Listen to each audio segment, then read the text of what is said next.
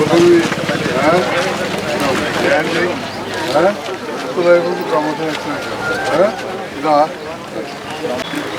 వార్డులో సుమారుగా ఎప్పటి నుండో ఈ యొక్క సమస్య ఎల్ఎల్ గార్డెన్ నుండి సుమారుగా రాయశంగుట తోవ ఫిల్టర్ బెడ్ వరకు ఈ యొక్క రోడ్డు ఎప్పటి నుండో బాగా డిస్టర్బెన్స్గా ఉన్నది.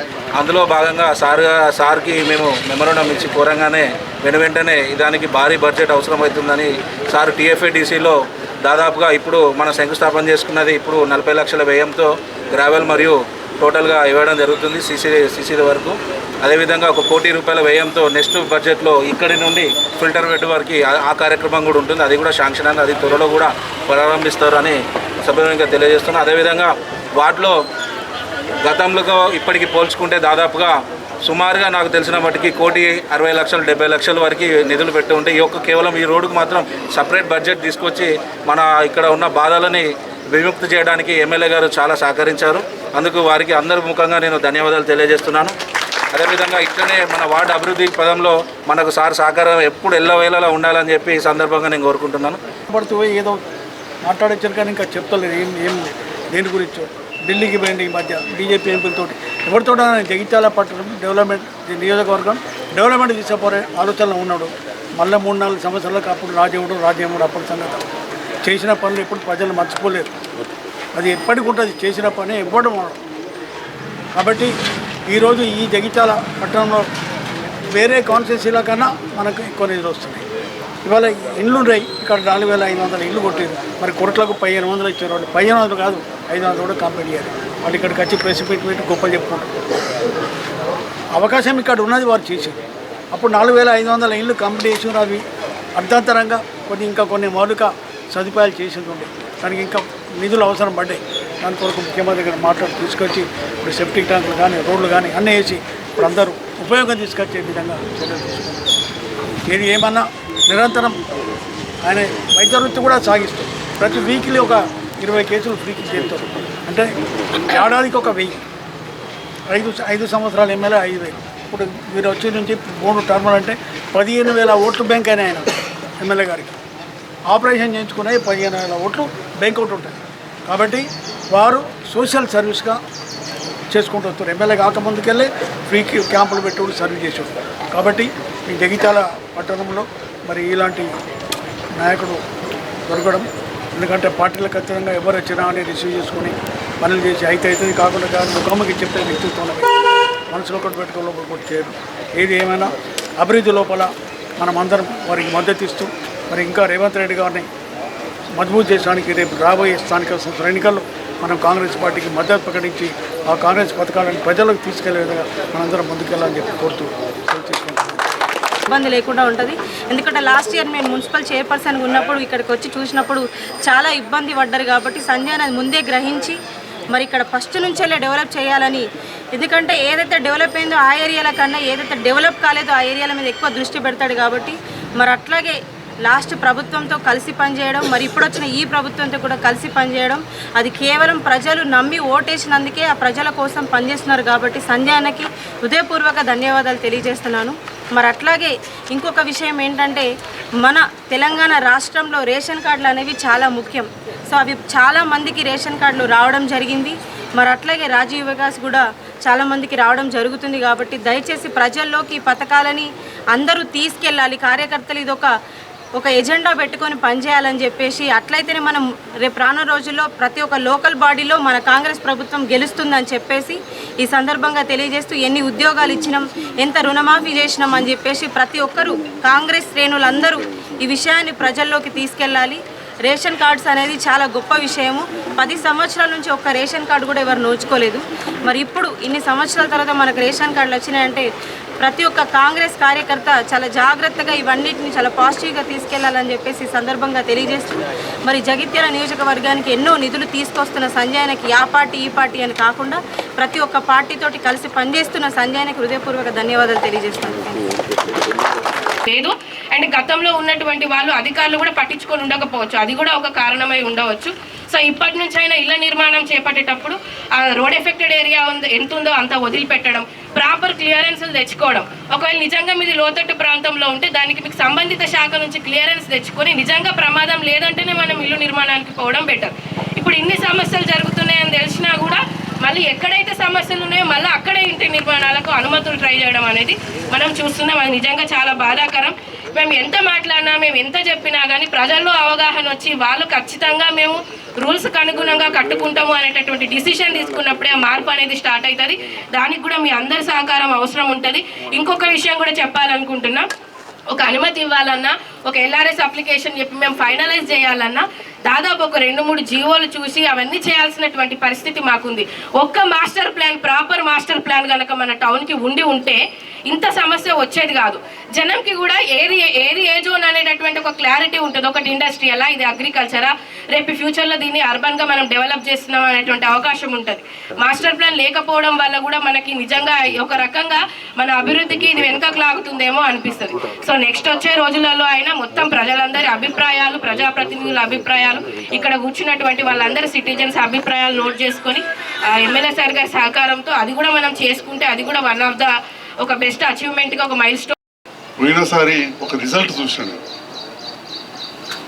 14 జోన్లు ఈ పట్టణంలో 2 మున్సిపల్ చైర్మన్లు ఉండగా మాట్లాడుతున్నా, కౌన్సిలర్స్ ఉండగా మాట్లాడుతున్నా, అందరూ అడుగురు. చాలా ప్రాంతాలలో పర్మిషన్ లేకుండా ఇష్టం వచ్చినట్టు కట్టారు. అది ఎక్కడెక్కడో అనుకున్నారు. కొండల గార్డెన్ ముందర కూడా కుమార్వాడ అని పడుతుండే, కుమార్వాడనే లేదు, సర్కార్ భూమి ఉండే. పర్మిషన్లు రాకపోవు, ఏ సర్కార్ వాళ్ళు కట్టుకోకపోతారు, ఎందుకంటే లోన్ రావాలి. కానీ ఇండ్లు మాత్రం 100 అయిన మాట వాస్తవం కదా. అట్లనే వీకేబీ ముందర మళ్ళీ గాయత్రి బ్యాంక్ కట్టాడు. ఎందుకు ఇన్నేళ్ళు కట్టుకోలే అడుగుని మీరు పోయి బ్యాంక్ వాళ్ళు పర్మిషన్ రాలే. అట్టుడో దండం పెడితే ఆ కట్టకపోరా, ఇచ్చే కాడ ఇచ్చుకోవాలి, ఈ ఇచ్చుడు వాళ్ళకు కూడా ఎరికే, చిన్నోళ్ళకి ఇవ్వాలి, పెద్దవాళ్ళు దండం పెట్టాలి, కథం. రాజకీయం ఏం లేదు ఇప్పుడు. ఓట్లు ఇట్లా ఉంటే గింటే ఇలా ప్రభుత్వం దిక్కున్నా రేపటి నాడు రేవంత్ రెడ్డి గారిని బలపరిచేటోళ్ళని గెలిపిమని తిరుగుతా కావచ్చు ఇంట్లోకెళ్ళి, ఏదేమన్నా కాదు ఖచ్చితంగా. ఎందుకంటే మరి ఆ ముఖ్యమంత్రి గారి వల్ల ఇప్పుడు దగ్గర ఏం లేకున్నా 34 కోట్ల రూపాయలు డెవలప్మెంట్ రూమ్కి తీసుకొచ్చినాం. ఈ 20 కోట్ల రూపాయలతో పనులు మొదలవుతుంది, నడుపుతున్నాయి. ఇక లచ్చ తెచ్చిండు అని ఒకరు మాట్లాడతారు, ఈయనకి టికెట్ ఇప్పించినాం అని ఒకరు అంటారు, నేనే గెలిపించినా అని ఇంకోళ్ళు అంటారు. ఏమి లేకపోతే నన్ను దాఖల్లో కూర్చుని పిలిచి ఇచ్చినారు. నేను పోయి అడిగింది ఎవరన్నా, నేను ఏడ్చిన నన్ను గెలిపేవాని. అభ్యర్థిస్తాం, గౌరవంగా పోయినాం, ప్రజలు విశ్వసించారు. జగిత్యాల పట్టణంలో ప్రతి వార్డులో నాకు మెజార్టీ ఇచ్చారు. మాస్టర్ ప్లాన్ చేస్తామంటే పెద్ద ధర్నాలు చేయించారు. అంబారిపేట పోయి ఎక్కించారు, అయిపోయా దొరానోటి పేరు పెట్టారు. దొరెక్కడ దొరుకుతారు ఎక్కడ గంటల లంగతనం చేస్తే 90% ఓట్లు వస్తాయి. ఇక్కడ అంతా అక్కడ 90% వచ్చినాయి. అన్ని కులాలు ఆడెక్కించినాయి. నీ మెడ మీద కత్తి పెట్టి ఇంకొక ఆడికి అయిపోయా రైతులు భూములు గుంజుకుంటున్నాను. ఇంకో నర్సింగాపూర్లో పోయి ఇంకేమో చెప్పి మరి ఆఖరికి చూస్తే ఏమైందంటే నర్సింగాపూర్లో నాకే బ్యాట్ వచ్చింది, మోతని నాకే వచ్చింది, అంబార్పేట నాకే వచ్చింది, తిమ్మార్పూట నాకు. అంటే ప్రజలు కూడా అభివృద్ధి కాంక్షిస్తారు. ఓకే పోటీ సరిగా లేకపోతే సరే గెలుస్తాం ఓడతాం చాలా కారణాలు ఉంటాయి. గెలుపోవటంలో కనేటి చాలా కారణాలు ఉంటాయి. వేసుకున్నారు కానీ లేఅవుట్ పెట్టున్నాయా అని చెప్పి దాని ప్రాధాన్యత ఇప్పుడు మేడం చెప్పి ఇంకా కొడుదల కాడ లేఅవుట్ పెట్టారు. మన ఇప్పుడు వాసవి మేడం అని జైత్యాల మండలికి ఎంపీఓ ఉన్నది, అంటే మన అంబార్పేట తిమ్మాపూర్ ఈ ప్రాంతానికి అడుగురు ఒకసారి చెప్తారు. ఈడ లేదు, ఏ మోడల్ ఎటు పోవాలో తెలియదు. ఇది ముందు తరానికి ఎంత ఇబ్బంది అవుతుంది అంటే ఊహించినంత ఇబ్బంది అవుతుంది. రేపు గట్టిగా వారబడితే తులసినగర్ వాళ్ళు నాకు ఫోన్ చేస్తారు, సార్ నీళ్ళు పోతలేము. వాళ్ళు ఏమన్నారు, నేను పోతే పర్మిషన్ ఇచ్చింది సార్ అన్నారు. అవును నేను కూడా అన్నా తప్పే. మరి పర్మిషన్ ఇస్తే మున్సిపల్ ట్యాక్సీ తీసుకుంటారు 1,00,000 రూపాయలు. తీసుకున్నప్పుడు మరి వాళ్ళ మోరి కట్టే బాధ్యత మనకు లేదా? లేనప్పుడు నువ్వు ఇవ్వకపోతే ఆ జాగ ఎందుకు కొంటారండి? ఇక్కడ పర్మిషన్లే రావన్నాక పర్మిషన్లు రావన్నాక ఏం చేసారు, దండం పెడితే కట్టుకోమారు, పైసలు ఇస్తే కట్టుకోమారు. దండం పెట్టడం అయితే ఖచ్చితంగా అవసరమే. లేనిది ఎట్లయినా ఏమని మరి కడితే ఇవాళ ఏం ప్రాబ్లం అవుతుంది? నాదేం పోతుంది, అదేం పోతుంది? అది కావద్దంటే ప్రజాప్రతినిధులు అధికారులకు సహకరించాలి. మన ప్రజాప్రతినిధులు పెద్ద పెద్ద పదవులు చేసి సహకరించకపోతే ఏం చేస్తారు? మరి 40-45 ఏళ్ళకి వెళ్ళి ఇదంతా అర్బనైజేషన్ అయింది. ఈ మధ్యలో ఎక్కువైంది. పాత మున్సిపాలిటీ జైత్యాల 40-45 ఏళ్ళకి వెళ్ళి గాంధీ ఇప్పుడు ఏకదం అవుతుందా? నువ్వేం చేసినావు 10 ఏళ్ళకి వెళ్ళి అంటారు నన్ను పట్టుకుని. 10 ఏళ్ళు ఎక్కడ ఓసారి రోడ్లనే పట్టురి, ఇదే లాస్ట్ అదే లాస్ట్ అని వాళ్ళు అంటే గిత్తలతో జైత్యాల నాకే మేరట్ వచ్చింది. అది కూడా చెప్తాను. పల్లెటూరులో పడుకునే పట్టణానికి ప్రతి వార్డుకు వార్డు ఆఫీసర్ వచ్చాడు. ఎవరు కొత్త ఇల్లు కట్టినా కానీ ఆ రూల్ ప్రకారం పని మొదలు పెడితే రూల్ ప్రకారం లేకుండా పని మొదలు పెడితే టౌన్ ప్లానింగ్ వాళ్ళకు చెప్పాల్సిన బాధ్యత వార్డ్ ఆఫీసర్. నేను గౌరవ కమిషనర్ గారిని కోరుతున్నా, ఫస్ట్ వార్డ్ ఆఫీసర్ సస్పెండ్ చేయాలి. ఎందుకంటే పొద్దుగా లేచి ఉండేదా, ఇక తర్వాత టౌన్ ప్లానింగ్ వాళ్ళ సంగతి. నువ్వు రాతపూర్వకంగా ఇవ్వాలి మీరు లెటర్, పలానా వాళ్ళు ఇల్లు మొదలు పెడుతున్నారు, రోడ్డు మీదకి వచ్చిందని చెప్పి. ఇక పాతాయి దేవుని వాళ్ళు ఇప్పటికైనా మంచిగా ఉంటే మేము బాగా రోజులు బతుకుతాం. నేను కూడా మంచిగా వయసు వచ్చి నేను పెళ్ళి, నా బిడ్డ పెళ్ళి అయింది, మన వాళ్ళు కూడా ఉంటారు. కానీ ముందు తరంకి ఎప్పుడైనా మంచిగా ఉంటుందని చెప్పి ఆకాంక్షతో చెప్తున్నా తప్ప ఒబ్బలేకపోతుంది. ఏమవుతుందా 3 ఫీట్ల 4 ఫీట్ల వెనుక ఏది ఉంటే ఇప్పుడు గతకాలం కాదు కదా, అంతకుముందు ఎడ్ల బండ్లలో పోతుంది చెప్పినా కదా. కానీ ఎడ్ల బండ్లలో పోయే తొమ్మనే గత పెద్దగా చేసుకున్నాం కదా. ఎప్పుడు వేసుకున్నామా? ఇప్పటిదా లింగంపేట రోడ్ గంత పెద్దగా ఉన్నది ఆ కాలంలో. జగిత్యాల గంజి రోడ్ ఎంత పెద్దగా ఉంటుంది ఆ కాలంలో. గాంధీనగర్ రోడ్ చూడు, ఈడికి వాడికి లేఅవుట్ ఉంటుంది ఎస్సీ కాలనీ. నేను పుట్టక ముందు ఎప్పుడో మా తాత ఎంపీ ఉన్నప్పుడు మొదలు పెట్టినట్టు పోయి చూడిపోరు లేఅవుట్ ఉన్నదా లేదా. కాబట్టి అభివృద్ధి నిరంతర ప్రక్రియ, కానీ దాంట్లో ఒక ప్లాన్ ప్రకారం కూడా ఉండాలి.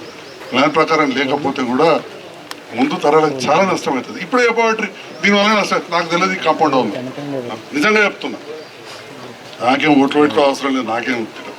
కానీ ఖచ్చితంగా నాకు తెలియదు, తప్పు కదా. వాళ్ళు గడ కడితే ఇదే ఒక గిత్త ముందరికి వస్తుంది.